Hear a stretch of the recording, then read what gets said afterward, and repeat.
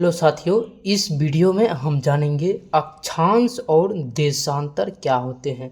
तो हम एक ग्लोब बना लेते हैं। जैसे कि आप लोग देख सकते हैं, ये एक ग्लोब है, ठीक।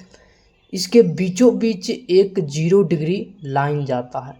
ये 0 डिग्री लाइन है जिसका नाम क्या है? भूमध्य रेखा। भूमध्य रेखा इसका नाम है। और ये भूमध्य रेखा से इधर वाला पार्ट जो है यह नॉर्थ पोल है, यानी कि उत्तरी ध्रुव है। और ये क्या है? इधर वाला भाग जो है साउथ पोल है, यानी कि दक्षिणी ध्रुव है। ये वाला, ये पॉइंट वाला भाग। ये 0 डिग्री से इधर वाला जो है गोलार्ध है। देखिए, गोला का एक आधा किए तो गोलार्ध बन गया। इसको हम कहते हैं दक्षिणी गोलार्ध। इसको हम कहते हैं दक्षिणी गोलार्ध। और उधर वाला भाग जो है इसको कहते हैं हम उत्तरी गोलार्ध। इसको क्या कहते हैं? उत्तरी गोलार्ध। अब देखिए अक्षांश क्या होता है। तो ये 0 डिग्री क्या है? ये अक्षांश ही है, 0 डिग्री अक्षांश है। इसके समानांतरन ये जो है रेखा, ये भी क्या है? अक्षांश है, यानी कि क्षैतिज रेखा है। और ये काल्पनिक रेखा है, तो ये क्या हो जाएगा? अक्षांश हो जाएगा। समझ गए? क्षैतिज काल्पनिक रेखा को अक्षांश कहते हैं। और यह पूर्ण वृत्त है। देखिए, ये क्या है? पूर्ण वृत्त है, यानी कि पूरा वृत्त के आकार का है। ये पूर्ण वृत्त, इसीलिए इसको हम कहते हैं पूर्ण वृत्त। तो हम जैसे जैसे ध्रुव की तरफ जाते हैं, देखिए 0 डिग्री अक्षांश सबसे बड़ा है। उसके बाद यहाँ अगला वाला अक्षांश देखिए छोटा हो गया, ये भी छोटा हो गया। और ध्रुवों की तरफ जाते ही इसका आकार क्या हो जाता है? छोटा हो जाता है। तो देखिए अक्षांश का पहला पॉइंट क्या हो गया कि ये क्या है? क्षैतिज काल्पनिक रेखाएं। क्षैतिज काल्पनिक रेखा है अक्षांश। दूसरा पॉइंट क्या हो गया? ये क्या है? पूर्ण वृत्त है। ये पूर्ण वृत्त है। तीसरा तरफ क्या है? ध्रुवों की तरफ जाने पर क्या होता है? अक्षांश का आकार क्या होता है? घटता है। अक्षांश का आकार घटता है, आपको यह लिखना है। 3 पॉइंट जो है ये बहुत मेजर पॉइंट है। और ये 0 डिग्री अक्षांश जो है ना, ये 0 डिग्री अक्षांश सबसे बड़ा है। तो अक्षांश के बारे में आप थोड़ा मोड़ा जानकारी ले लिए। अब हम चलते हैं किसकी तरफ? देशांतर की ओर। देखिए देशांतर क्या होता है कि नॉर्थ पोल से साउथ पोल, यानी कि ये दक्षिणी ध्रुव और उत्तरी ध्रुव से जो एक रेखा मिलती है, जैसे कि ये दक्षिणी ध्रुव है और ये उत्तरी ध्रुव है, यहाँ से एक क्या होती है? ऊर्ध्वाधर काल्पनिक रेखा है। ऊर्ध्वाधर यानी कि सीधे।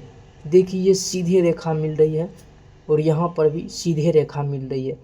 तो ऊर्ध्वाधर काल्पनिक रेखाएं आपका क्या हो जाएगा? ये हो जाएगा आपका देशांतर। ये उत्तरी ध्रुव और दक्षिणी ध्रुव के बीच होते हैं। और ये अर्धवृत्त होते हैं। क्या होते हैं? ये पूर्ण वृत्त नहीं होते हैं, ये होते हैं अर्धवृत्त होते हैं। और ये ध्रुवों की तरफ जाने पर इसका आकार सघन रूप में ले लेता है, यानी कि ये ध्रुवों की तरफ ऐसे जाएंगे तो इसका आकार क्या हो जाएगा? सघन के रूप में ले लेगा। तो आप देशांतर के बारे में क्या लिखिएगा?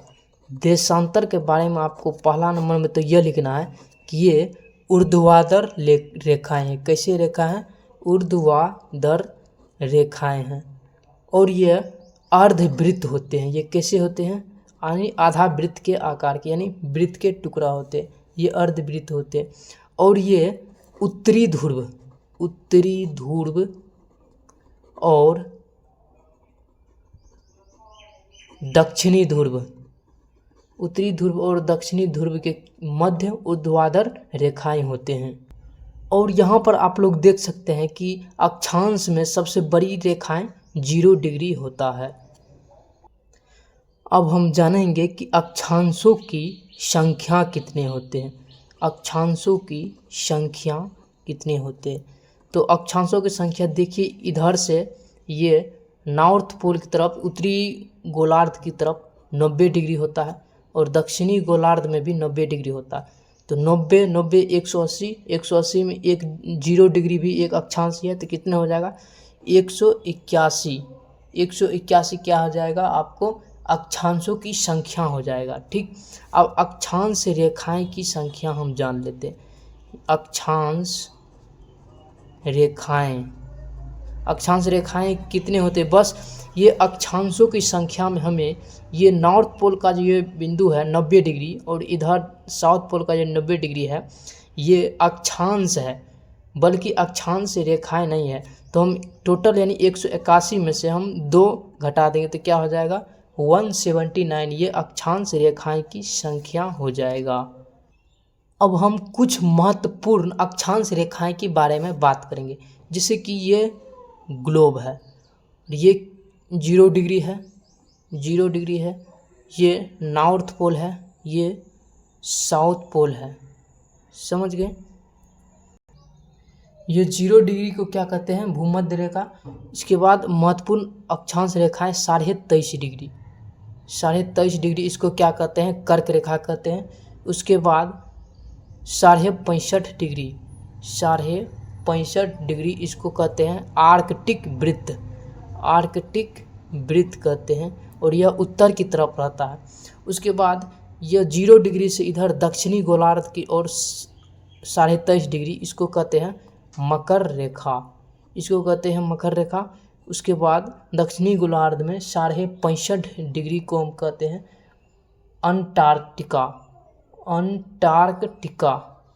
अंटार्कटिका वृत्त। अक्षांश में तो आप सभी को पता चल गया होगा कि 0 डिग्री अक्षांश सबसे बड़ा है, लेकिन देशांतर में भी यहाँ पर 0 डिग्री देशांतर सबसे बड़ा है, जो कि ग्रीनविच, लंदन के ग्रीनविच से शुरू होता है।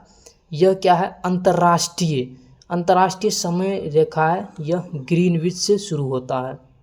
अब हम जानेंगे कि भारत की स्थिति कहाँ है। तो ये देखिए, ये ग्लोब पर ये 36 काल्पनिक रेखाएं हैं, और यहाँ पर ये ऊर्ध्वाधर रेखाएं, ये क्या हो जाएगा आपका, ये हो जाएगा देशांतर। तो भारत देखिए यहाँ पर 0 डिग्री है, ये 0 डिग्री देशांतर, ये लंदन के ग्रीनविच से शुरू होता है, यहीं की समय की गणना होती है, अंतर्राष्ट्रीय समय रेखा यही होता है। तो भारत की स्थिति यहाँ है। तो आप देख सकते हैं ये 0 डिग्री है, 0 डिग्री के नॉर्थ में, और ये उत्तर में देखते हैं कि 0 डिग्री अक्षांश के उत्तरी अक्षांश में है, और यहाँ पर देखिए ये 0 डिग्री है, ठीक है, यह 0 डिग्री, और 0 डिग्री ये हो जाएगा आपका वेस्ट, ये हो जाएगा आपका ईस्ट, यानी ये हो जाएगा पूर्वी, ये हो जाएगा पश्चिमी हो जाएगा। तो देखिए ये 0 डिग्री से इधर वाला ईस्ट यानी पूर्व में हो जाएगा। तो भारत की स्थिति देखिए पूर्व में है और उत्तर में, यानी कि हम कह सकते हैं कि उत्तर पूर्वी भारत की स्थिति है। तो इसका अक्षांशीय देशांतर विस्तार हम देख सकते हैं। तो इसका अक्षांशीय विस्तार हो जाएगा आपका 8 डिग्री 4 मिनट नॉर्थ से 37 डिग्री 6 मिनट नॉर्थ हो जाएगा।